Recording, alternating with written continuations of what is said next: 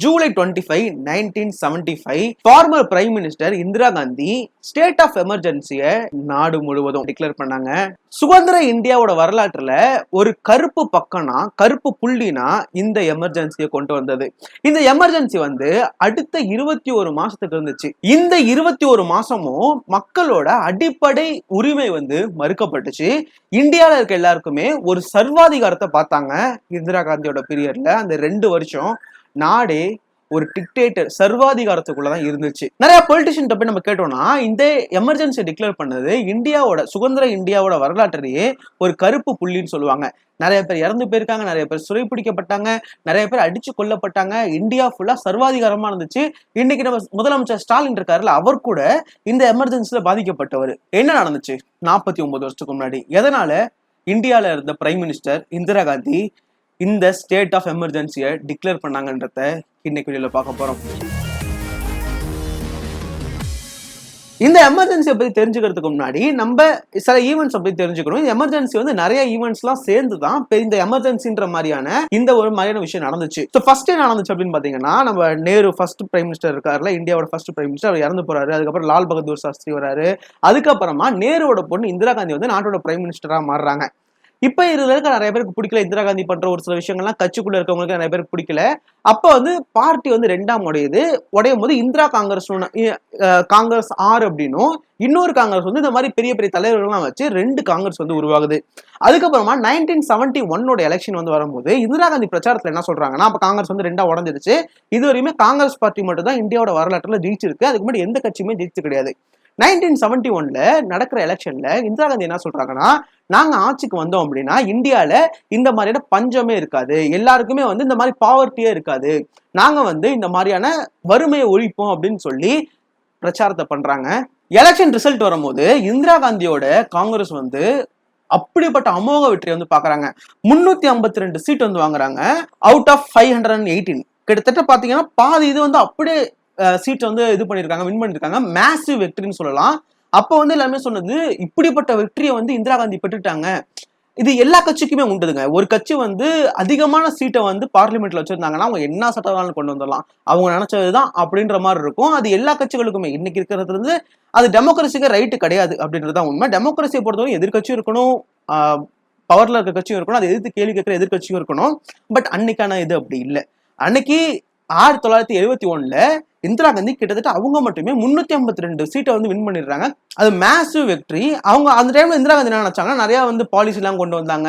But Indira Gandhi என்ன நினைச்சாங்கன்னா, எல்லாமே வந்து பார்லிமெண்ட்ல இருக்கணும், அதிகமா சட்டத்தை வந்து நம்ம எல்லாமே பார்லிமெண்ட்ல சட்டம் ஆக்கிடணும், அதுக்கு வந்து அதிகமான சீட் தேவைன்னு நினைச்சாங்க. அந்த மாதிரியான சீட்டும் கிடைச்சிச்சு.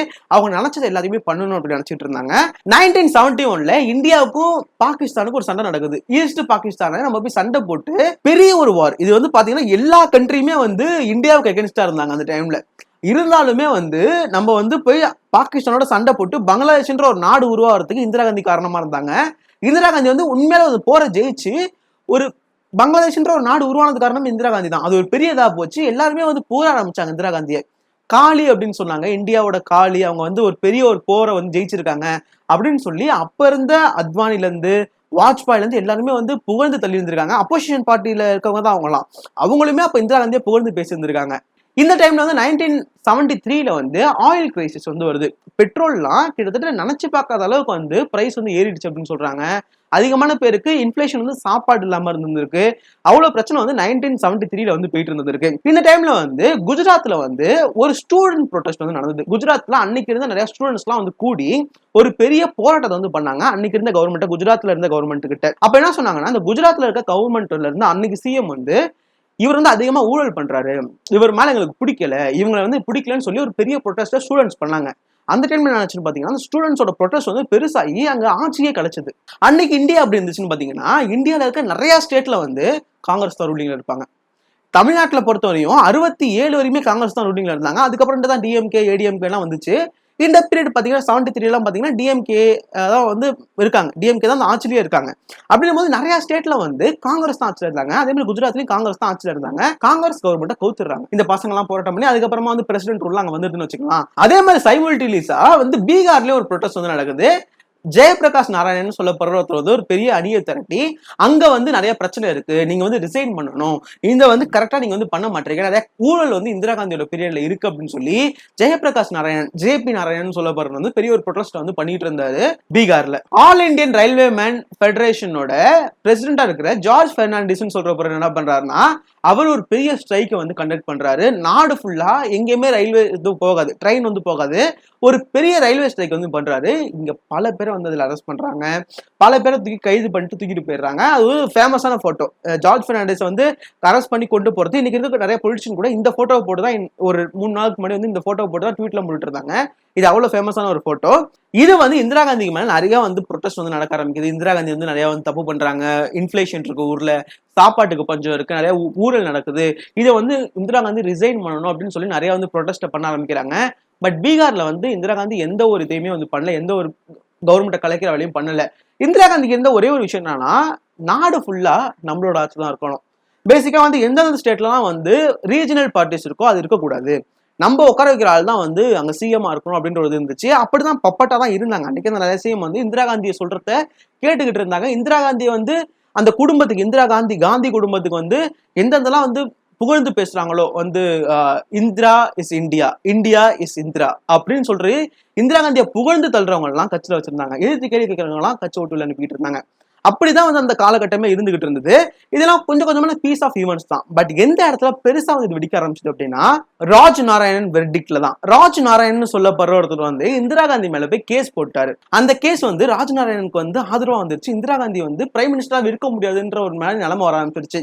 இது என்ன கேஸ் அப்படின்னு பாத்தீங்கன்னா, 1971ல இந்திரா காந்தி வந்து ரைபரேலி தொகுதியில வந்து ரைபரேலி கான்ஸ்டிடுவன்சில வந்து வின் பண்ணியிருந்தாங்க. இப்போ வந்து ராகுல் காந்தி அங்கதான் வின் பண்ணியிருக்காரு. ராகுல் காந்தி இப்ப ரைபரேலியோட எம்பி தான் அவரு. அங்க எந்த காங்கிரஸ்னாலுமே எப்பயுமே ரைபரேலியில ஜெயிச்சிடும். 1971ல இந்திரா காந்தி வந்து அந்த இடத்துல வந்து ஜெயிக்கிறாங்க. லட்சக்கணக்கில் ஓட்டு வித்தியாசம் வந்து ஜெயிக்கிறாங்க.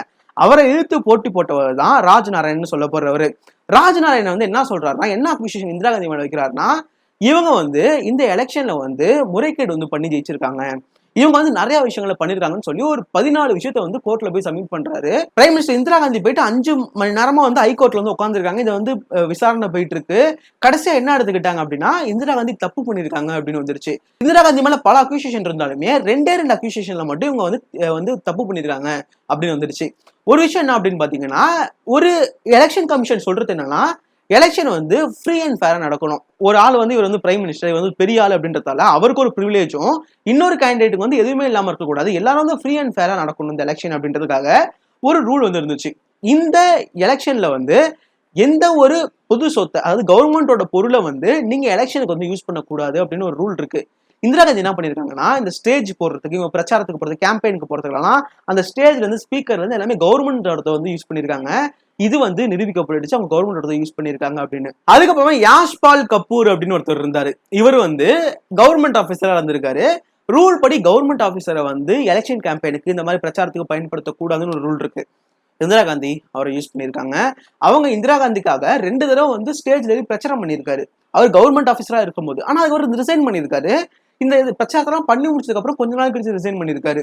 பட் இந்திரா காந்தி வந்து இவர் வந்து ரிசைன் பண்ணிட்டாரு அப்படின்னு சொன்னாலுமே, அவர் ஆபீசரா பதவியில இருக்கும் போதே இந்த மாதிரியான போயிட்டு அவங்களுக்கு வந்து கேம்பெயின் பண்ணியிருக்காங்க அப்படின்றது தெரியுது. இவர் வந்து ஒரு கவர்மெண்ட் ஆபீசரை வந்து கேம்பெயினுக்கு யூஸ் பண்ணியிருக்காங்க அப்படின்னு தெரிஞ்சதால, அலகாபாத்தோட ஹைகோர்ட்டோட ஜட்ஜ் என்ன சொல்லிடுறாருன்னா, இந்த எலெக்ஷன்ல முறைகேடு நடந்திருக்கு, அதனால இந்திரா காந்தியால இதுக்கப்புறம் எம்பியா நீடிக்க முடியாது, இதுல வந்து முறைகேடு நடந்திருக்கிறதால அவங்க இதுக்கப்புறம் எம்பி கிடையாது, அதுவும் இல்லாம கரெக்டா 6 வருஷத்துக்கு அவங்க எந்த எலெக்ஷனும் நிக்க கூடாது, எந்த எலெக்ஷன்லயும் அவங்க வந்து கண்டஸ்ட் பண்ணக்கூடாது அப்படின்ற ஒரு தீர்ப்பு வந்து கொடுத்துறாங்க. கரெக்டா ஜூன் 12, 1975. இது நடந்ததுக்கு அப்புறமா இந்திரா காந்தி என்ன பண்றாங்கன்னா, இதை எடுத்துக்கிட்டு சுப்ரீம் கோர்ட்டுக்கு போறாங்க. சுப்ரீம் கோர்ட்டுக்கு போனதுக்கு அப்புறம் என்ன நடக்குதுன்னா, சுப்ரீம் கோர்ட்லயும் அந்த தீர்ப்பு இவங்களுக்கு எதிராக தான் வருது. சுப்ரீம் கோர்ட் என்ன சொல்லிடுறாங்கன்னா, இதுல முறைகேடு நடந்திருக்கு, ஆனா இந்திரா காந்தியால அடுத்த 6 வருஷத்துக்கு எலெக்ஷன் நிற்க முடியாதுன்றதெல்லாம் இல்லை, அவங்க இருக்கலாம், ஆனா அடுத்த இயரிங் வரைக்குமே வந்து இவங்க வந்து எம்பியா இருக்கலாம், அடுத்த இயரிங் வரையும் இவங்க பிரைம் மினிஸ்டரா வந்திருக்கலாம், ஆனா அவங்க எம்பியா இருக்கக்கூடாது, எம்பில இருந்து ரிசைன் பண்ணிடணும், எந்த ஒரு ஓட்டையும் வந்து பார்லிமெண்ட்ல வந்து அவங்க போட முடியாது, எந்த ஒரு இதுவுமே அவங்களுக்கு இருக்காது, ஆனா பிரைம் மினிஸ்டரா கொஞ்ச நாளைக்கு நீடிக்கலாம், அடுத்த நாள் வந்து பிரைம் மினிஸ்டர் வேற ஒரு ஆளா மாத்திடணும் அப்படின்ற ஒரு பெரிய வந்து மாதிரியான ஒரு வெர்டிக்டை வந்து கொடுத்துடுறாங்க சுப்ரீம் கோர்ட். இது நடந்தது வந்து கரெக்டா ஜூன் 24, 1975. இதே டைம்ல பாத்தீங்க அப்படின்னா, அப்போசிஷன் லீடர்ஸ்ல இருந்து நிறைய பேர் என்ன பண்ணாங்கன்னா, ஜெயபிரகாஷ் நாராயண்ல இருந்து இருக்க நிறைய பேர், எல்கே அத்வானில இருந்து வாஜ்பாயில இருந்து எல்லாருமே ப்ரொடெஸ்ட் பண்ண ஆரம்பிச்சிட்டாங்க. இந்திரா காந்தி ரிசைன் பண்ணணும், இந்திரா காந்தி வந்து முறைகேடு பண்ணி ஜெயிச்சிருக்காங்க, ரிசைன் பண்ணணும், பிரைம் மினிஸ்டர் ஆகக்கூடாதுன்னு நாடு ஃபுல்லா ப்ரொடெஸ்ட் பண்ண ஆரம்பிச்சிட்டாங்க எதிர்கட்சிகள். அதே டைம்ல இந்திரா காந்தி என்ன சொன்னாங்கன்னா, இந்த ப்ரொடெஸ்ட் பண்றவங்க ஆன்டி நேஷனல், நாட்டுக்கு எதிராக இருக்காங்க. இன்னைக்கு சில பேர் சொல்லுவாங்களே நாட்டுக்கு எதிராக இருக்கீங்க, ஆன்டி இண்டியன், அந்த மாதிரி அந்த டைம்ல இந்திரா காந்தி தான் சொல்லியிருக்காங்க. இந்திரா காந்தி வந்து நாட்டுக்கு எதிராக வந்து இது பண்றாங்க, ஃபாரின்ல இருந்து ஃபண்ட் பண்ணிருக்காங்க இந்த போராட்டத்துக்கு, ஃபாரின்ல இருந்து ஃபண்ட் பண்ணி வந்து கலைக்கிறதுக்காக, என்னோட ஆட்சி கலைக்கிறதுக்காக இவங்க வந்து பிளான் பண்றாங்கன்னு சொல்லி இந்த மாதிரி வந்து சொல்லிக்கிட்டு இருந்தாங்க.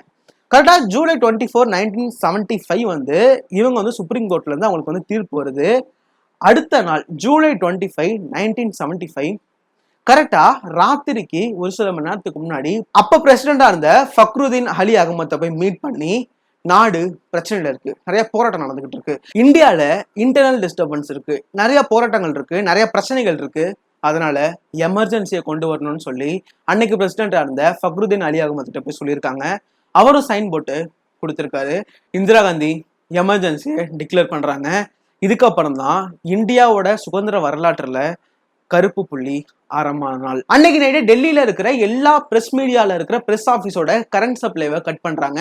இது எதுவுமே வந்து எந்த ஒரு பேப்பர்லயும் வந்து பிரிண்ட் ஆகக்கூடாது, எதுவுமே தெரியக்கூடாது அப்படின்னு சொல்லி. அன்னைக்கு ஒரு விஷயம் சொல்லணும்னா, அன்னைக்கு இந்திரா காந்தியோட கேபினெட் மினிஸ்டருக்கு நிறைய பேர் தெரியாதான் இந்த மாதிரி டிக்ளேர் பண்ண போறாங்க எமர்ஜென்சின்றது. எமர்ஜென்சி டிக்ளேர் பண்றதுக்கு கொஞ்ச நேரத்துக்கு முன்னாடி தான் அவங்களுக்குமே தெரியுமா, யாருக்கிட்டையுமே இப்படி ஒரு சம்பவத்தை பண்ண போறாங்கன்றத டிசைடே பண்ணல. அடுத்த நாள் கரெக்டா ஜூன் 26, 1975 8 மணிக்கு ஆல் இண்டியா ரேடியோல இந்திரா காந்தி வந்து மக்களுக்கு முன்னாடி அட்ரஸ் பண்றாங்க. பிரசிடென்ட் வந்து எமர்ஜென்சி டிக்ளேர் பண்ணிட்டாரு, எதுவும் பயப்பட வேணாம், இது ஒரு சில பிரச்சனைக்காக டிக்ளேர் பண்ணியிருக்கோம் அப்படின்னு சொன்னாங்க. எமர்ஜென்சின்றது வந்து இந்தியாவுக்கு புதுசா அப்படின்னு கேட்டீங்கன்னா கிடையாது. இந்தியா இதுக்கு முன்னாடி 2 தடவை எமர்ஜென்சி வந்து சந்திச்சிருக்கு. ஜவஹர்லால் நேரு இருக்கும் போது 1962ல இந்தியாவுக்கும் சைனாவுக்கும் வார் நடக்கும் போது இந்தியா ஃபுல்லா எமர்ஜென்சி வந்து இப்போ டிக்ளேர் பண்ணியிருந்தாங்க.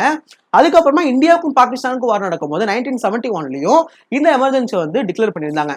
ஆனா இது ரெண்டுமே வந்து இந்தியாவில் வந்து போர்ல இருந்துகிட்டு இருக்கும் போது பேசிக்கா அது வந்து ஆர்டிகல் 352 என்ன சொல்லுது அப்படின்னா, தி president can declare a national emergency when the security of India or part of it is threatened by a war or external aggression or armed rebellion. அதாவது இந்தியா வந்து ஏதாவது போர்ல இருந்தாலோ இல்ல இந்தியாவுக்கு வெளிலந்தோ உள்ளந்தோ ஏதாவது ஒரு பிரச்சனை நடக்குதுனாலோ, வெளில ஒரு பெரிய போர் நடந்துகிட்டு இருக்கனாலோ இந்த மாதிரியான எமர்ஜென்சியை டிக்ளேர் பண்ணலான்னு சொல்லி ஆர்டிகல் 352 வந்து சொல்லுது.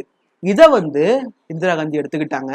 ஆனா அதுக்கு முன்னாடி 2 நடந்த எமர்ஜென்சியுமே வந்து போர்ல இருந்திருக்கும் போது, ஆனா இது இந்திரா காந்தியோட தான் பிரைம் மினிஸ்டரா நீடிக்கணுன்றதுக்காக கொண்டு வரப்பட்ட எமர்ஜென்சி. அதுக்கப்புறமா இந்தியால இருந்த எல்லா அப்போசிஷன் லீடர்ஸ் எந்தெந்த ஸ்டேட்ல எல்லாம் காங்கிரஸ் வந்து ரூலிங்ல இல்லையோ அந்த ஸ்டேட்ல இருந்து ஆட்சியை கலைக்க ஆரம்பிச்சிருவாங்க. இதே மாதிரி தமிழ்நாட்டுல ஆட்சி கலைக்கப்பட்டிருக்கு, இந்தியால இருந்த நிறைய இடங்கள்ல வந்து ஆட்சின்றது கலைக்கப்பட்டிருக்கு. அதுக்கப்புறமா வந்து எந்தெந்த அப்போசிஷன் லீடர்ஸ் எல்லாம் இருப்பாங்களே அவங்க எல்லாரும் தூக்கி ஜெயில போட ஆரம்பிச்சாங்க. அடல் பிகாரி வாஜ்பாயில இருந்து ஜேபி நாராயணன்ல இருந்து ஜார்ஜ் பெர்னாண்டஸை வந்து அரெஸ்ட் பண்ணலாம்னு போறாங்க. பட் அவர் காணா போயிட்டாருன்னு சொல்லி அவரோட தம்பி ஒருத்தரை வந்து அடிச்சு கூட்டு போய் ஜெயில வந்து போட்டு கிட்டத்தட்ட லட்சக்கணக்கான ஆளை வந்து அரெஸ்ட் பண்ணாங்கன்னு சொல்றாங்க. பொதுமக்கள்ல இருந்து யாரெல்லாம் வந்து பாக்குறாங்களோ இது வந்து ரோட்ல போயிட்டு இருக்க, நீ வந்து எனக்கு உன மூஞ்ச பிடிக்கல, உன்னை அரெஸ்ட் பண்ணணும்னு போட முடியும்னா போட முடியும். எமர்ஜென்சில அப்படி இருந்துச்சு. மிசா அப்படின்ற ஒரு ஆக்டே வந்து கொண்டு வந்துருந்தாங்க பார்லிமெண்ட்ல அன்னைக்கு Indira Gandhi, maintenance of internal security act அப்படின்னு சொல்லி. இதுல அத்தனை பேர் அரெஸ்ட் பண்ணாங்க. இதனால அரெஸ்ட் பண்ண முடியும். போலீஸ் வந்து ஒரு ஆள் மேல சங்கந்தக இருக்கு அப்படின்னு நினைச்சா அரெஸ்ட் பண்ணி உள்ள போட்டுற முடியும். நம்ம சிஎம் ஸ்டாலின் இருக்காருல்ல, இப்ப தமிழ்நாடோட சிஎம், அவரையும் அந்த டைம்ல அரெஸ்ட் பண்ணி தூக்கிட்டு போய் ஜெயில போட்டிருக்காங்க மிசால. கிட்டத்தட்ட ஒரு தீகார் ஜெயில எல்லாம் பாத்தீங்கன்னா ஒரு குறிப்பிட்ட ஆளை மட்டும் தான், குறிப்பிட்ட ஆட்களை மட்டும் தான் வைக்க முடியுன்ற மாதிரி ஒரு கெப்பாசிட்டி எல்லாம் இருக்கும். அதுல கிட்டத்தட்ட பாத்தீங்கன்னா 4000 5000 மாதிரியான அடைச்சு ஆட்களை வந்து ஜெயில தூக்கி போட்டிருந்தாங்களா. அவ்வளவு பேருக்கு அந்த ஜெயில வந்து தாங்காது. கிட்டத்தட்ட கெப்பாசிட்டியா வந்து இத்தனை பேர் தான் இருக்க முடியுன்ற இடத்துல அத்தனை பேரை வந்து உள்ள ஜெயில வச்சதான் சொல்றாங்க. இது மாதிரி யாரெல்லாம் எங்கெங்க பாக்குறாங்களோ எல்லாரையும் அரெஸ்ட் பண்றது, யாரெல்லாம் வந்து இந்த மாதிரி குறைச்ச கொடுப்பாங்க கவர்மெண்ட்டுக்கு அப்படின்னு தெரியுதா எல்லாரையும் அரெஸ்ட் பண்ணி உள்ள போட்டுறது. ஜெயில இருக்கவங்களுக்கு பாத்ரூம் கூட ஒழுங்கா இருக்காதான், தண்ணி கூட ஒழுங்கா வராதான்.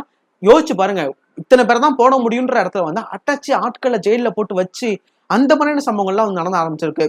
ரோட்ல ஜார்ஜ் பெர்னாண்டஸ் சொன்ன ட்ரெயின் ஸ்ட்ரைக் பண்ணாருன்னு, அவரோட வீட்டுல தான் ஒரு தம்பியை அடிச்சு தூக்கி போய் ஜெயில போட்டிருக்காங்க அவர் கிடைக்கல அப்படின்னு சொல்லி. பார்லிமெண்ட்ல வந்து ஒரு இதை கொண்டு வந்தாங்க. இந்த மாதிரி கவர்மெண்ட்டுக்கு குறைச்ச கொடுக்குறவங்க, இந்த மாதிரி பயங்கரவாதிகள்லாம் யாரை நாங்க தோன்றோமோ அவங்க கிடைக்கல, அவங்க தப்பிச்சு போயிட்டாங்கன்னா அவங்க வீட்டை வந்து நாங்க சீஸ் பண்ணிக்கலாம், அவங்களோட பொருட்களை வந்து நாங்க எடுத்துக்கலாம் அப்படின்ற ஒரு மாதிரி சட்டத்தை கொண்டு வந்தாங்க. இது எல்லாமே நடந்துகிட்டு இருந்தது இந்த எமர்ஜென்சில. இதுக்கு மேல ஒரு விஷயம் சொல்லணும் அப்படின்னா, எமர்ஜென்சில வந்து சஞ்சய் காந்தி இருக்காருல்ல, இந்திரா காந்தியோட பையன் சஞ்சய் காந்தி வந்து அதிகமா வந்து பாலிடிக்ஸ்ல வந்து ஈடுபாடு இருக்கவர். அதுக்கப்புறம் தான் ராஜீவ் காந்தி இருந்தாரு சஞ்சய் காந்தி இறந்ததுக்கு அப்புறமா. சஞ்சய் காந்தி வந்து அதிகமா பாலிடிக்ஸ்ல ஈடுபாடா இருக்கும்போது டெல்லி வந்து ஸ்லம் ஃப்ரீ ஏரியாவா இருக்கணும், டெல்லியில அதிகமா ஸ்லம்ஸ் இருக்கு, இந்த ஸ்லம்ஸ்லாம் இருக்கக்கூடாது, அங்க இருக்க மக்கள்லாம் அடிச்சு துரத்துன்னு சொல்லி அந்த உண்மையில அங்க இருக்க மக்கள்லாம் அடிச்சு துரத்தி அந்த ஸ்லம்மை வந்து கிளீன் பண்ணணும் அப்படின்னு சொல்லி இருந்திருக்காங்க. 1976ல சஞ்சய் காந்தி என்ன பண்ணாருன்னா ஸ்டெரிலைசேஷன் பண்ணாரு. அதாவது மக்களுக்கு பாக்குற எல்லாருக்குமே கூட்டு போய் குடும்ப கட்டுப்பாடு பண்ணிட்டு இருந்தாங்க. நாட்டுல வந்து அதிகமான வந்து பாப்புலேஷன் அதிகமா இருக்கு, நாட்டுல இருக்க அந்த பாப்புலேஷன் குறைக்கணும் அப்படின்னு சொல்லி குடும்ப கட்டுப்பாடு, ரோட்ல போற எல்லாரையும் பார்த்து புடிச்சிட்டு போயிட்டு குடும்ப கட்டுப்பாடு பண்ணி விட்டுருவாங்க. ஸ்டேஷன்ல இருக்கவன், ரோட்ல போயிட்டு இருக்கவன். அப்போ வந்து ஒரு விஷயம் சொன்னாங்க, ஒரு ஒரு வெள்ளை கலர் வேன் ஒண்ணு வருமா, அதை பார்த்தா மக்கள்லாம் தெரிச்சு ஓடுவாங்களாம். போலீஸ் வரும்போது கூட்டு போயிட்டு குடும்ப கட்டு பண்ணி விட்டுருவாங்களாம். இந்த மாதிரி ஒரு பிரச்சனையை வந்து அன்னைக்கு சஞ்சய் காந்தி வந்து பண்ணிக்கிட்டு இருந்தாரு. யாரோட விருப்பமும் இல்லாம கூட்டு போய் குடும்ப கட்டுப்பாடு பண்ணிடுறது, பாப்புலேஷன் குறைக்கணும் அப்படின்னு சொல்லி. இந்த மாதிரியான பிரச்சனை வந்து அந்த டைம்ல நடந்துகிட்டு இருந்திருக்கு சஞ்சய் காந்தி பீரியட்ல. அடுத்த 21 மாசத்துக்கு இந்த எமர்ஜென்சி நீடிச்சது. கருப்பு பக்கங்களை தான் பார்த்துச்சுன்னு சொல்லலாம். எல்லா இடத்துலயும் சென்சார் பண்ணிட்டு இருந்தாங்க. நியூஸ் பேப்பர்ல இருந்து எல்லாமே சென்சார் பண்ணி தான் வெளியே விடுவாங்க. கவர்மெண்ட்டுக்கு எதெல்லாம் தப்பா தோணுதோ அது எல்லாத்தையும் தூக்கி வந்து உள்ள போட்டுருவாங்க. யாராகலாம் கவர்மெண்ட்டுக்கு வந்து எதிராக இருக்காங்கன்னு தோணுதோ அவங்க எல்லாம் இது பண்ணிடுறது. யாராச்சும் எதிர்த்து கேள்வி கேட்டாங்கன்னா அவங்க ஆட்சியை கலைச்சிடுறது. போராட்டம்ன்றது இந்தியா ஃபுல்லா நடக்கல, ஏன்னா எல்லாத்தையும் போட்டு உள்ள போட்டாங்க. இந்திரா காந்தி என்ன நினைச்சாங்கன்னா, நமக்கு பார்த்தாலே தெரியுது இந்திரா காந்தி என்ன நினைச்சிருந்திருப்பாங்க அப்படின்னு. 1975ல இவங்களுக்கு வந்து இந்த வெர்டிக்லாம் வருது. இதுல இருந்து அடுத்த எலெக்ஷன் அடுத்த வருஷம் நடக்க போகுது, 1976 நடக்க போகுது. இந்த எமர்ஜென்சியை போட்டு கொஞ்ச நாளுக்கு நம்ம பிரைம் மினிஸ்டர் நீடிச்சிட்டோம்னா அடுத்த எலெக்ஷனை பார்த்துடலாம் அப்படின்னு நினைச்சிருந்திருக்காங்க. பட் அடுத்த எலெக்ஷன் வந்து 76ல நடக்கல. அதையும் தள்ளி இந்திரா காந்தி வந்து 1977ல வச்சிருந்திருக்காங்க. 21 மாசம் வந்து இந்த எமர்ஜென்சில இருந்துட்டு அதுக்கப்புறமா எமர்ஜென்சியை வந்து ரிமூவ் பண்ணிருக்காங்க இந்தியால இருந்து. அதுக்கப்புறமா வந்து எலெக்ஷன்றது நடந்துச்சு 1977ல. இந்திரா காந்தி 1977ல நடந்த எலெக்ஷன்ல படு தோல்வி அடைகிறாங்க. இந்தியால ஃபர்ஸ்ட் டைம் ஜனதா பார்ட்டி வந்து ஆட்சிக்கு வராங்க. அது ஒரு கொலிஷன் கவர்மெண்ட், நிறைய பேர் சேர்ந்து ஒரு கொலிஷன் கவர்மெண்டா ஃபார்ம் பண்ணி ஜனதா பார்ட்டி வந்து ஆட்சிக்கு வந்துச்சு. அதுதான் ஃபர்ஸ்ட் டைம் இந்தியாவோட வரலாற்றிலேயே காங்கிரஸ் பார்ட்டி தோத்தது. அதுக்கு முன்னாடி இந்தியால காங்கிரஸ் தோத்ததே கிடையாது. இந்தியால காங்கிரஸ் தாண்டி ஒரு கட்சியே இருந்தது கிடையாது. ஃபர்ஸ்ட் டைம் காங்கிரஸ் இல்லாத ஒரு கட்சி வந்து ஆட்சிக்கு வந்தது 1977ல தான். அதுக்கப்புறமா மொரார்ஜி தேசாய் வந்து இந்தியாவோட பிரைம் மினிஸ்டரா மாறுறாரு. இந்தியால யோசிச்சு பாருங்களா, நீங்க நம்ம யோசிச்சோம்னா இதுல வந்து மக்களுக்கு, பொதுமக்களுக்கு என்ன பிரச்சனை இருந்திருக்க போகுது? அப்போசிஷன் லீடர்ஸ் அரெஸ்ட் பண்ணி உள்ள போடுறாங்க, இந்த மாதிரியான பிரச்சனைகள் வந்து நடக்குது. இது எப்படி பொதுமக்களை வந்து பாதிச்சிருக்கும் அப்படின்னு நம்ம யோசிக்கலாம்ல.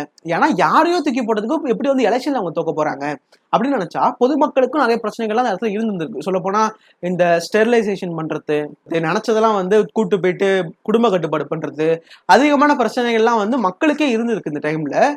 அப்படின்னும் போது மக்கள் வந்து ஓட்ல வந்து காட்டிட்டாங்க. அதுக்கப்புறமா எலெக்ஷன்ல தோத்த 5 வருஷத்துக்கு பிரைம் மினிஸ்டரா வந்து இந்திரா காந்தி இல்ல. அதுக்கப்புறம் நடந்த எலெக்ஷன்ல இந்திரா காந்தி வந்து பிரைம் மினிஸ்டரா மாறினாங்க.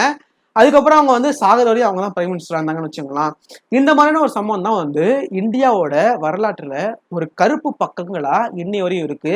இந்த எமர்ஜென்சியை டிக்ளேர் பண்ணது வந்து ரொம்ப ரொம்ப தப்பு. ஒரு ஜனநாயகன்றது இந்த உண்மையான விஷயம், அதுதான் எல்லாருமே நம்பணும், அதை நம்ம ஃபாலோ பண்ணிக்கிட்டு இருக்கோம் நம்ம கண்ட்ரி அப்படின்னு நினைக்கிற எல்லாருக்குமே வந்து இதை ஏத்துக்க மாட்டாங்க. இன்னை வரையும் நீங்க காங்கிரஸ்ல இருக்க ஆட்கள்கிட்டயே நீங்க போய் கேட்டீங்கன்னா அது தப்புன்னு தான் சொல்லுவாங்க. யாருமே ஏத்துக்கிற ஒரு விஷயம் கிடையாது இந்த எமர்ஜென்சியை கொண்டு வந்தது. உண்மையா சொல்லணும்னா இதுக்கப்புறமா இந்த மாதிரி எமர்ஜென்சியோ ஒரு கொடூரமான ஒரு சம்பவத்தை வந்து இந்தியா பார்க்க கூடாதுன்றது தான் எல்லாரோட ஒரு இதுவுமே நடந்திருக்கு நம்மளோட ஹிஸ்டரியில. இதுக்கப்புறம் நடக்கக்கூடாது அப்படின்னு சொல்லி இந்த நான் முடிச்சுக்கிறேன். அடுத்த வந்து பாக்குறேன். Bye guys. உங்களுக்கு வேற ஏதாவது வீடியோ பத்தி பேசணும் அப்படின்னா கமெண்ட்ல சொல்லுங்க. Bye guys.